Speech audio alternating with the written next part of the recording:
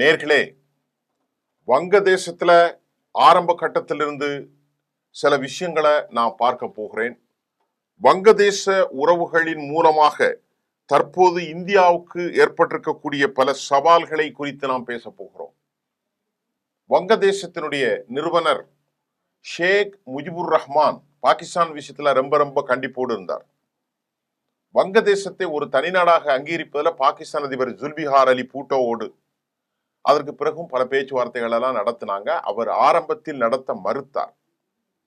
ஆக பாகிஸ்தான் வங்கதேசத்தின் சுதந்திரத்தை எப்போதும் ஏற்றுக்கொள்ள மறுத்தது.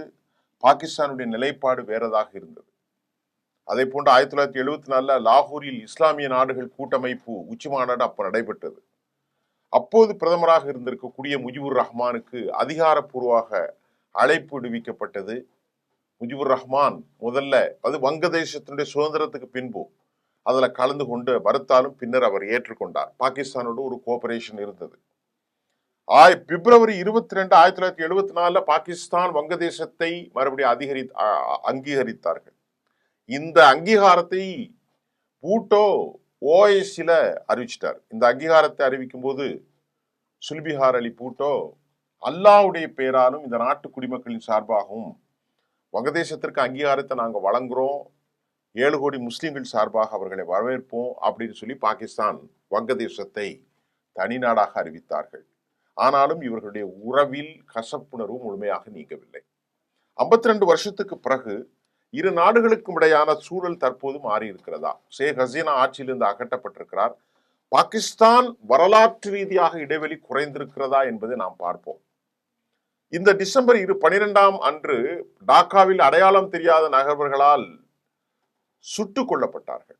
கடந்த வங்கதேசத்துடைய தொழிற்சாலையில தொழிலாளி ஒருவர் கும்பல் வன்முறையால் பகிங்கரமாக அடித்துக் கொல்லப்பட்டார். தற்போது வங்கதேசத்துல ஒரு கொதிநிலை.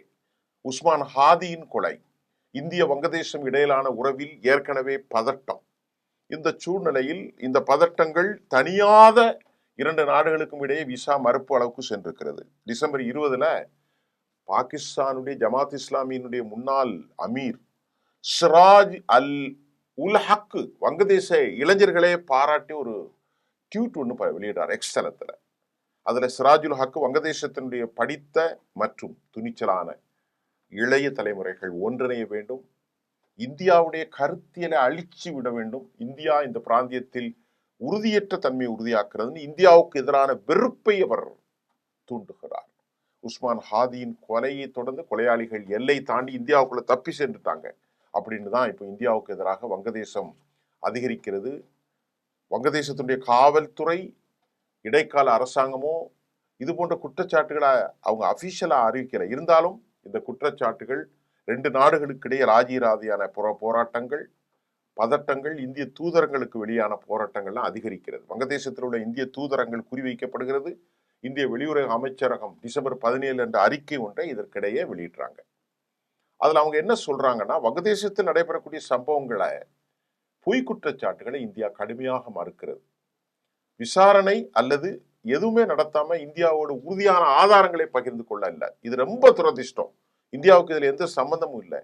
ஷேக் ஹசீனா நாட்டை விட்டு வெளியேறி இந்தியாவுக்கு சென்ற பிறகு பாகிஸ்தான் வங்கதேச உறவில் தற்போது பெரிய மாற்றம் ஏற்பட்டிருக்கு. இதைத்தான் நம்ம இன்னைக்கு பார்க்க போறோம். பாகிஸ்தானோடு வங்கதேச உறவு எப்படி இருக்கு, இதுதான் இன்னைக்கு தலைப்பு. இந்த உறவுகள் கடந்த காலத்தில் ஏற்பட்டதை விட இப்ப இடைவெளி குறைந்து வருகிறது. 1971 நடந்த இந்த விடுதலை போருக்கு பிறகு 2 நாடுகளிலும் ஒரு பதட்டமும் ஒரு அச்ச சூழ்நிலையும் தான் இருந்தது. கடல்வெளி தொடர்பு கடந்த ஆண்டு நவம்பர்ல ஏற்பட்டது. இதற்கு முன்பு 2 நாடுகளுக்கும் இடையான கடல்வெளி வர்த்தகம் சிங்கப்பூர் மற்றும் ஸ்ரீலங்கா வழியாக நடைபெற்று வந்த நேரத்துல வங்கதேசத்தில் உள்ள பாகிஸ்தான் தூதரகம் தற்போது வெளியிட்டிருக்கக்கூடிய அறிக்கையில் பாகிஸ்தானின் கராச்சியிலிருந்து வங்கதேசம் சிட்டகாங் துறைமுகத்துல ஒரு சரக்கு கப்பல் நேரடியாக வருவது இதுதான் முதல் தடவை. 2 தரப்பும் இப்பொழுது உறவை பலப்படுத்தி இருக்கிறார்கள். வங்கதேசத்திற்கான பாகிஸ்தானுடைய தூதர் சையத் அகமது மரூஃப் இந்த மாதம் 6ஆம் தேதி அவர் ஒரு அறிக்கையில என்ன சொல்றாருன்னா, பங்களாதேஷ் குடிமக்களுக்கு பாகிஸ்தான் செல்ல இலவசமாக நாங்கள் விசா வழங்க போறோம். 48 மணி நேரத்தில் அந்த முடிவு எடுக்கப்படும். அவர்கள் செய்ய வேண்டியதெல்லாம் ஒரு இணையதளத்துல விவரங்களை பதிவு செய்து சமர்ப்பியது மட்டும்தான். வணிகம், சுற்றுலா ட்ரேட் மற்றும் சுற்றுலா 2 விசா இருக்கு. பயணிகள் டூரிஸ்டாக சென்று திரும்புவதற்கும் பயணச்சீட்டு ரிட்டர்ன் டிக்கெட் தங்கும் விவரங்களை வழங்கினால் மட்டும் போதும் அப்படின்னு பாகிஸ்தான் இப்ப ரொம்பவே எளிமைப்படுத்தி இருக்கிறார்கள். ஷேக் ஹசீனா ஆட்சியிலிருந்து அகற்றப்பட்ட நிலையில வங்கதேசத்துல அடிப்படை தீவிரவாத குழுவான ஜமாத்துல் இஸ்லாமி அரசியல் சக்தியாக மாறிட்டு. பாகிஸ்தானுடைய ஜமாத்துல் இஸ்லாமியும் வங்கதேச ஜமாத்துல் இஸ்லாமியும் ஒரே மாதிரியான சித்தாந்தம் கொண்டது. மறுபடியும் சொல்றேன், பாகிஸ்தானுடைய ஜமாத்துல் இஸ்லாமி வங்கதேச ஜமாத்துல் இஸ்லாமியும் பேசிக் ஸ்ட்ரக்சரா பண்டமெண்டல் இஸ்லாமிக் கோர் அமைப்புகள். இவை இரண்டுமே வங்கதேச விடுதலைகளை போர் குறித்து கேள்வி எழுப்புகிறது. வங்கதேச ஜமாத்துல் இஸ்லாமி விடுதலை போரில் இந்தியாவினுடைய பங்களிப்பை தொடர்ந்து கேள்விக்கு உட்படுத்துகிறது. அப்ப இந்தியாவுக்கு எதிரான வெறுப்பை ஜமாத்துல் இஸ்லாமி வெளியிட்டுகிறது. ஷேக் ஹசீனாவுடைய வெளியேற்றத்துக்கு பிறகு வங்கதேச விடுதலை போரின் வரலாற்று மரபுகள் மீதான தாக்குதல்களும் தொடங்கியிருக்கின்றன. தேசத்தந்தை முஜிபுர் ரஹ்மானின் இல்லமும் தாக்கப்பட்டது. இப்போ ஜமாத்துல் இஸ்லாமி அமைப்பு முகமது யூனுஸ் இடைக்கால அரசாங்கத்திற்கு ஆதரவு அளிக்கிறது. இந்த வருஷம் பிப்ரவரி மாதம் வங்கதேச செய்தி இணையதளமான பிரதோம் அலாவுக்கு அளித்த பேட்டியில் வங்கதேச ஜமாத்துல் இஸ்லாமியுடைய தலைவர் ஷஃபீக்குர் ரஹ்மான், இங்க பாருங்க, 1971 எங்கள் நிலைப்பாடு கொள்கை அடிப்படையானதுங்க. இந்தியாவின் நன்மைக்காக ஒரு தனி நாடு கிடைப்பதை நாங்க விரும்பலங்க. பாகிஸ்தான் எங்களுக்கு வாக்குரிமை வழங்க கட்டாயப்படுத்த வேண்டும் என்பதுதான் எங்கள் விருப்பமாக அப்போ இருந்துச்சு. அது சாத்தியமில்லாத பட்சத்தில் பல நாடுகள் கொரில்லா போர் மூலம் சுதந்திரம் அடைந்திருக்கும் என்று கூறினார். இந்தியா எங்களுக்கு தரலண்டாலும் பரவாயில்ல, நாங்க போர் செஞ்சு ஜெயிச்சிருப்போம் என்று சொல்லியிருக்கிறார். யாரு? ஜமாத்துல் இஸ்லாமியுடைய ஷபீக்குர் ரஹ்மான். அவர் 2வது சொல்றாரு, நாம் யாராவது வழங்கும் உதவியுடன் அல்லது யாருக்காவோ சுதந்திரம் பெற்றால் அது ஒரு சுமை இறக்கி வைத்துவிட்டு மற்றொரு சுமையை ஏற்றுக்கொள்வது போலாகிவிடும். 53 ஆண்டுகளாக வங்கதேசத்திற்கு இதுதானே உண்மையாக இருக்கிறது. அப்படின்னா அவர் இந்தியாவை தாக்குறாரு. இந்தியா தான் நமக்கு சுதந்திரம் பெற்றதுன்னு நீங்க இந்தியாவுக்கு அடிமையாக இருக்கிறீர்களா, இந்தியாவுக்காக சுமையை இறக்குகிறீர்களா என்ற கேள்வியை இந்திய வெறுப்புணர்வை அதிகரிக்கின்றார். ஒரு குறிப்பிட்ட நாட்டிற்கு ஒரு குறிப்பிட்ட கட்சியை பிடிக்கவில்லை என்று நாம் ஏன் கேட்க வேண்டும்? ஒரு குறிப்பிட்ட நாடு விரும்பாவிட்டால் ஒரு கட்சி ஆட்சிக்கு வர முடியாது என்பது சுதந்திர நாட்டின் அடையாளமா? அப்படி கேட்கிறார். வங்கதேச இளைஞர்கள் இப்போது இதையெல்லாம் கேட்க விரும்புவதில்லை என்றும் அவர்கள் இந்தியாவுக்கு எதிராக நெருப்பை மூட்டுகிறார்கள்.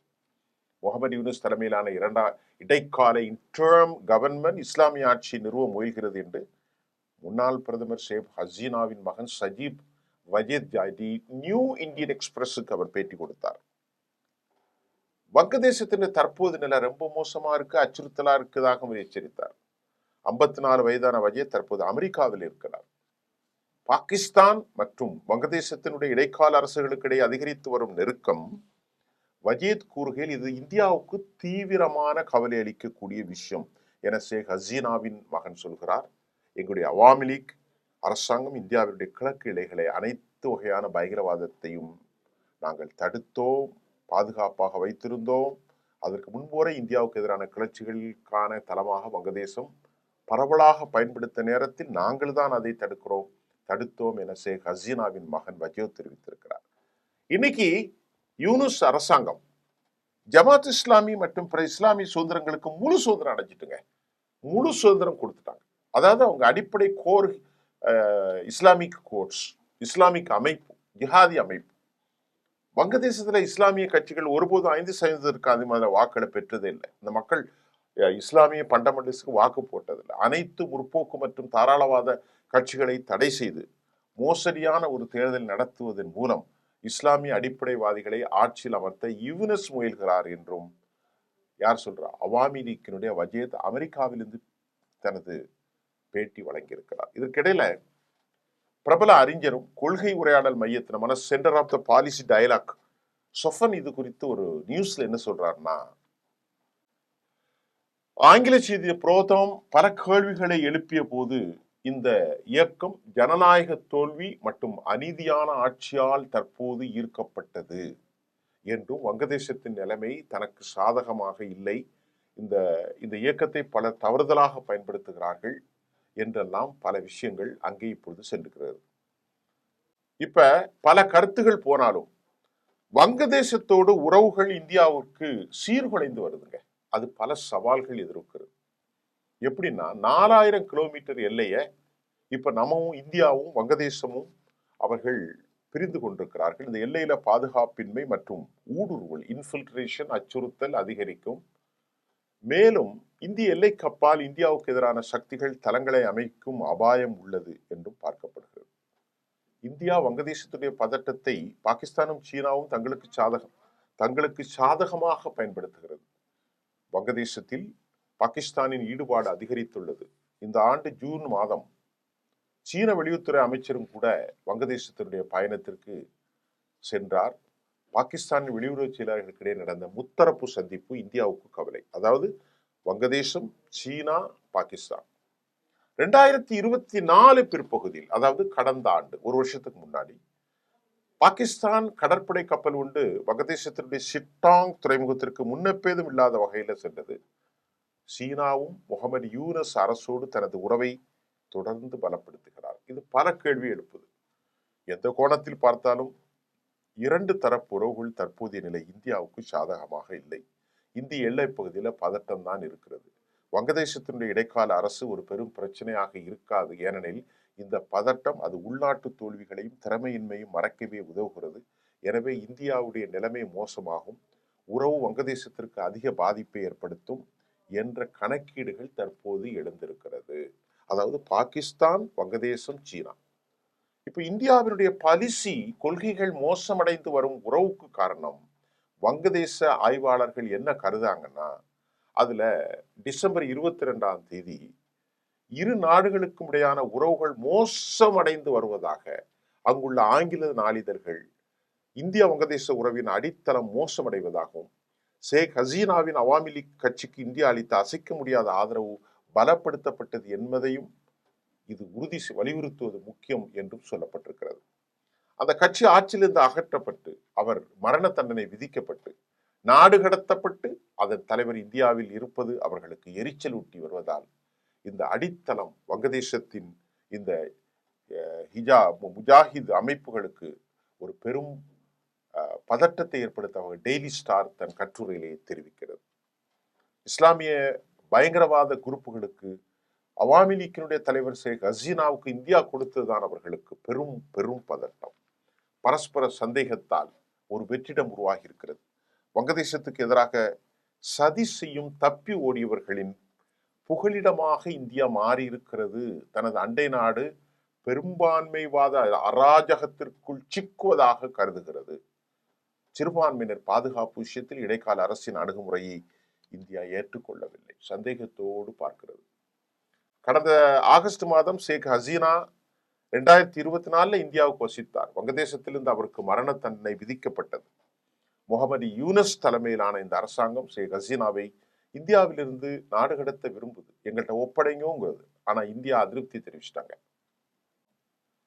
ஆனா வங்கதேசம் ஒரு இஸ்லாமிய அடிப்படைத்துவமான தேசமாக இல்லை, அது ஒரு டெமோக்ராட் ப்ராசஸாக இருந்தது. தற்போது வங்கதேசம் தேசியவாதத்தை ஆதரித்தவர்கள், இஸ்லாத்திற்கு எதிரானவர்கள் அல்ல.